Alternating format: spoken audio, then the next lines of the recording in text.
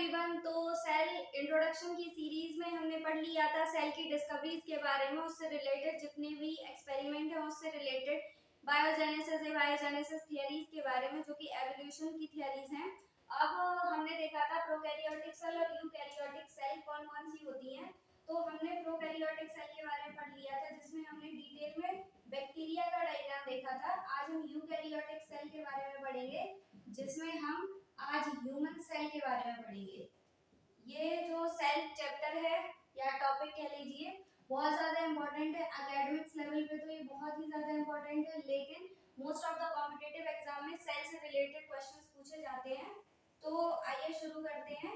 Human cell यानी कि मानव कोशिका। आज हम देखेंगे कि मानव कोशिका में कौन कौन से कोशिकाणु पाए जाते हैं। अब जैसे कोई भी रिएक्शन होती है तो वो सेल के अंदर ही होती है। जैसे में भूख लगती है, प्यास लगती है, तो अल्टीमेटली सेल को जरूरत है, इसीलिए हमें भूख प्यास लगती है। अब देखते हैं कि सेल में कौन कौन से कोशिकाणु होते हैं, यानी कि कौन कौन से ऑर्गेनेल्स होते हैं जो कि क्या क्या फंक्शन करते हैं, कौन एनर्जी बनाएगा, कौन क्या करेगा। तो आइए डिटेल में इसकी स्टडी करते हैं।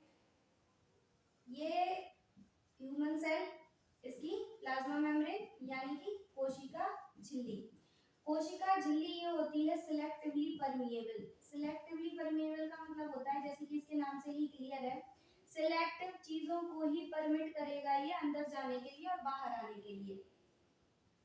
और ह्यूमन सेल में कोई भी सेल वॉल नहीं पाई जाती, जैसे हमने बैक्टीरियल सेल में देखा था, प्लांट सेल में भी होता है। ये है न्यूक्लियस। न्यूक्लियस को क्या कहते हैं? Brain of the cell. अब इसको ब्रेन ऑफ द सेल क्यों कहते हैं? क्योंकि जो मोस्ट इंपॉर्टेंट मटेरियल है वो इसी के अंदर होता है, यानी कि जेनेटिक मटेरियल। जो जेनेटिक मटेरियल क्या होता है?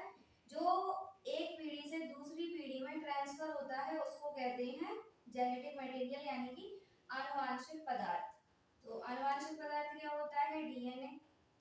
अब यहाँ पे इसके अंदर न्यूक्लियोलस भी होता है। ये क्या है? न्यूक्लियोलस। इसके अंदर क्या भरा हुआ होता है? न्यूक्लियोप्लाज्म। न्यूक्लियोप्लाज्म यानी कि केंद्रक द्रव्य। केंद्रक द्रव्य ये क्या है? न्यूक्लियस। ये न्यूक्लियस की आउटर मेम्ब्रेन है। आउटर मेम्ब्रेन का मतलब बाह्य झिल्ली। इसकी दो मेम्ब्रेन होती हैं, ये डबल मेम्ब्रेनस स्ट्रक्चर होता है।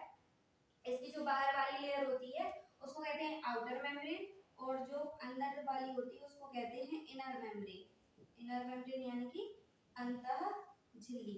इन दोनों मेम्ब्रेन के बीच में गैप होता है, जिसको बोलते हैं न्यूक्लियर पोर। न्यूक्लियर पोर यानी कि केंद्रक छिद्र बोलते हैं इसको, केंद्रक छिद्र।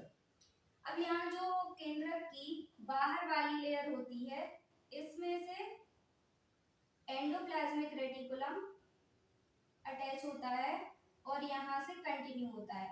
एंडोप्लाज्मिक रेटिकुलम दो टाइप का होता है।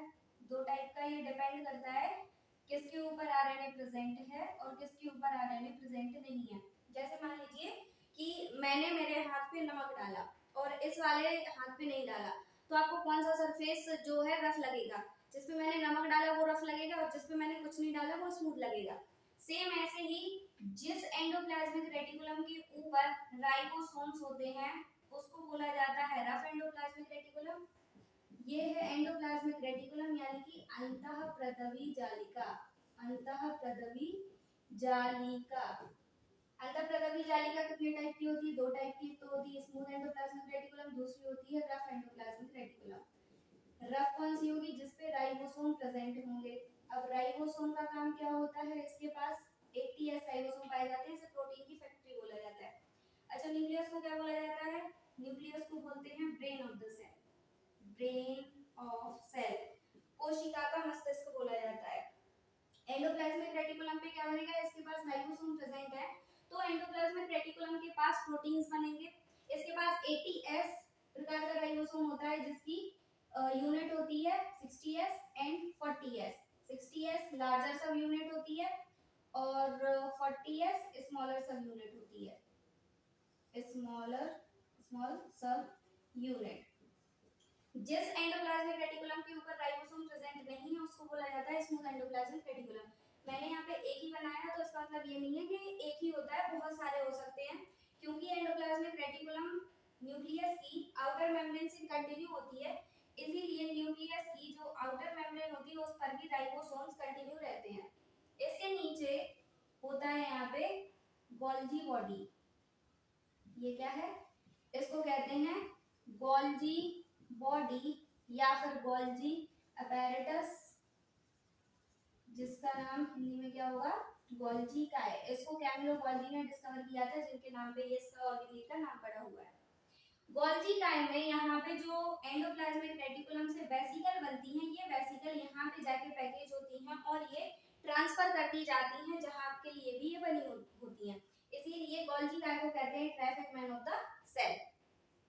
उसके बाद यहाँ पे एक structure double membranous, again mitochondria. यहाँ पे माइटोकॉन्ड्रिया की भी दो मेम्ब्रेन होती हैं, इसको बोला जाता है outer membrane, outer membrane of mitochondria. इसको बोला जाता है inner membrane of mitochondria, inner membrane of mitochondria. ये है इसका inter membrane space, inter membrane space of mitochondria. Inter membrane space का मतलब होता है दो मेम्ब्रेन के बीच का स्पेस, यहाँ पे भरा हुआ होता है माइटोकॉन्ड्रियल मैट्रिक्स, माइटोकॉन्ड्रियल मैट्रिक्स। इसकी जो इनर मेम्ब्रेन होती है ये हाईली फोल्डेड होती है, ये होती है हाईली फोल्डेड मेम्ब्रेन, और इसकी जो इनर मेम्ब्रेन होती है इस पे चलता है इलेक्ट्रॉन ट्रांसपोर्ट चेन। अब आगे बढ़ेंगे कि इलेक्ट्रॉन ट्रांसपोर्ट चेन क्या होता है।